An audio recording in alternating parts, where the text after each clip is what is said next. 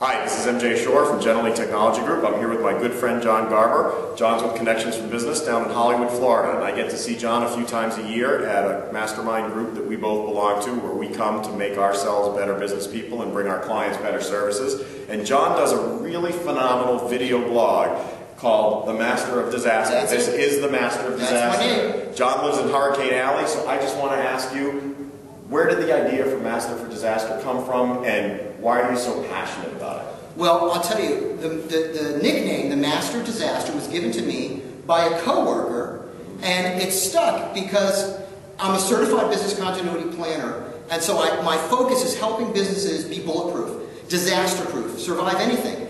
So we always have the worst-case scenario. Godzilla steps on your building. Well, my clients will be in business the next morning, no problem. That's how I prepare them. And if you're prepared for that, everything that's less than that is going to seem easy to you. Yep. Leaky pipe, no power, something goes down, internet's cut. We can handle all that if we handle the worst case scenario. Now, I was affected by Hurricane Andrew in 1994. I was in the heart of it. And the aftermath. And it was ugly. And it was a Category 5 storm, still one of the most powerful storms to ever hit the United States.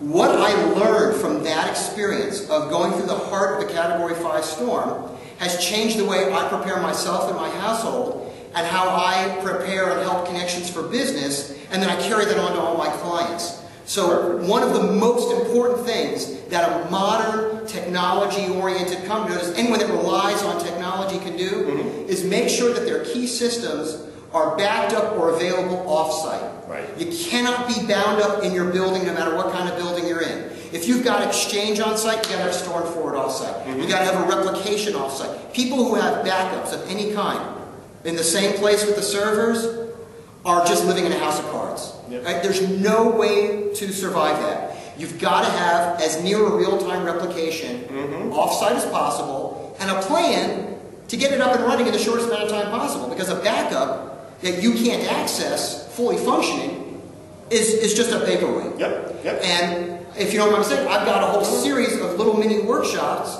over at the Master of Disaster blog, which will give you little small steps that you can bite off and get them done, knock them down. Let's make this quarter, before we get into hurricane season, let's make this quarter the goal where you're going to knock out a couple of those ideas. So that's perfect. So this, in a winter season for us up in New England, we've had a couple of years. You all know it. We've had the blizzard just now. Well, that wasn't a major blizzard for us, but the media liked to make it seem that way. For New York it was, absolutely. But for us hardened New Englanders, that was mine. Just walk in the park. But remember the ice storms. We've had ice storms the last couple of years. We've had clients without power. And you know what? It was the clients that had that type of backup that you're talking about. You guys have heard me all say it before. Now you're hearing it from another respected expert in the field. He lives in paradise. We live in New England.